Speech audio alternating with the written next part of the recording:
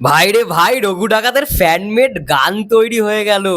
গানটা যারা যারা শুনেছে আমাকে অনেকে কমেন্ট করেছে, বলছিল দাদা এই গানটার রিয়াকশন করো। আমি যখন শুনলাম বস, ভাই মনে হচ্ছে ভাই সিনেমার গানই চলে এসছে।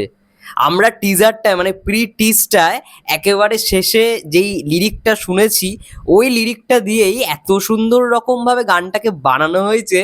রঘু রঘু রঘু রঘু রঘু রঘু রঘু রঘু রঘু ডাকাত, মানে গুজবাম্পস। আমি গানটার রিয়াকশন করতে চাই একদম ছোট্ট। Souvik Sinha official YouTube channel থেকে গানটা এসেছে, একজন দেবদার ফ্যানই গানটা বানিয়েছে। চলো গানটা একটু শুনে নিই।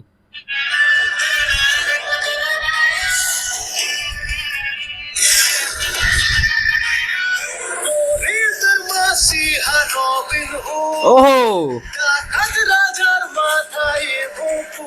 আহা, ওহো,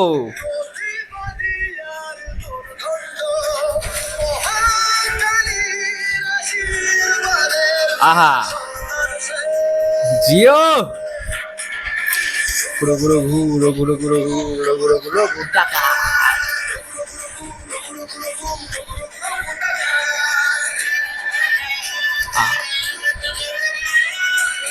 দারুণ দারুণ কম্পোজিশনটা, জাস্ট দারুণ, মনে হলো সিনেমার গানটাই বেরিয়ে গেছে।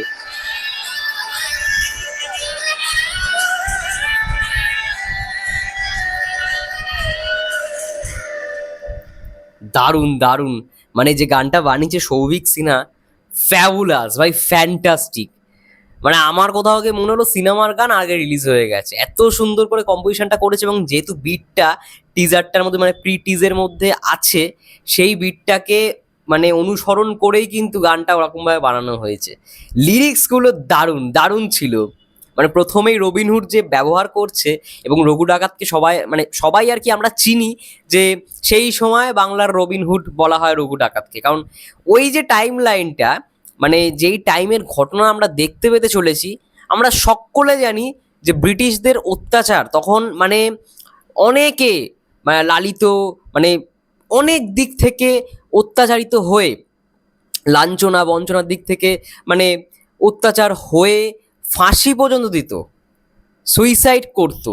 আবার কোনো কোনো তো মানে ইংরেজরা, ওই যেরকম তোমরা ওই সিনটায় দেখলে, ওই ফ্রেমটায় দেখলে যে ওই গাছের মধ্যে দুটো লাশ ঝুলছে, ওরকমভাবে টাঙিয়ে দিয়ে চলে যেত। তো ওই টাইমটায় বাংলার রবিনহুড ছিল রঘু। এবং রঘু মানে সাধারণ একটা কৃষকের ছেলে ছিল, ঠিক আছে। তো তার বাবাকেও আই থিঙ্ক ওরকম রকমভাবেই মানে মারা হয় ব্রিটিশদের মাধ্যমে, ব্রিটিশদের দ্বারা সেরকমভাবে মানে অত্যাচার করা হয়। তো সেই জায়গা থেকে রঘু বুঝতে পারে না এবার সময় এসেছে ওদেরকে জবাব দেওয়ার। এবং ওই ডায়লগটা টিজারের মধ্যে, প্রি টিজারের মধ্যে, যে ইংরেজরা ভেবেছিল বাঙালিরা মরে গেছে, কিন্তু ওরা জানতো না আগুন নিভে যায়, ছাই কখনো নেবে না, আর ইতিহাস এবার লিখবে রঘু। মানে একটা গুজবাম্পস দিচ্ছে ভাই, মানে টিজারটা যখন ডায়লগটা চলছে না, একটা আলাদাই গুজবাম্পস দিচ্ছিল। দারুণ, এই গানটা দারুণ হয়েছে। আমাকে অনেকে কমেন্ট করেছে দাদা এই গানটার একটু রিয়াকশন দিও, দারুণ করেছে গানটা। আমি জাস্ট নাও শুনলাম, জাস্ট নাও শুনেই আমার কোথাও গিয়ে মনে হলো না এবার রিয়াকশন করতেই হবে। মানে এরকম গান ভাই ফেলে কেন রাখবো? আমার তো দারুণ লেগেছে সত্যি কথা বলতে। আচ্ছা, তোমাদের কেমন কি লাগলো অবশ্যই কমেন্ট করে জানাও। তোমরা অবশ্যই গানটা শুনতে চাইলে সৌরভ সিনহা অফিসিয়াল ইউটিউব চ্যানেলে চলে যাবে, গিয়ে গানটা শোনো, দারুণ লাগবে আই থিঙ্ক। যাই হোক, এটাই ছিল মোটমাট আমার ভিডিও। তোমাদের কি মন্তব্য অবশ্যই কমেন্ট করে জানাও। ততক্ষণের জন্য সবাই ভালো থেকো, সুস্থ থেকো, টেক কেয়ার। রঘু ডাকাতের প্রমোশন খুব শীঘ্রই শুরু হবে।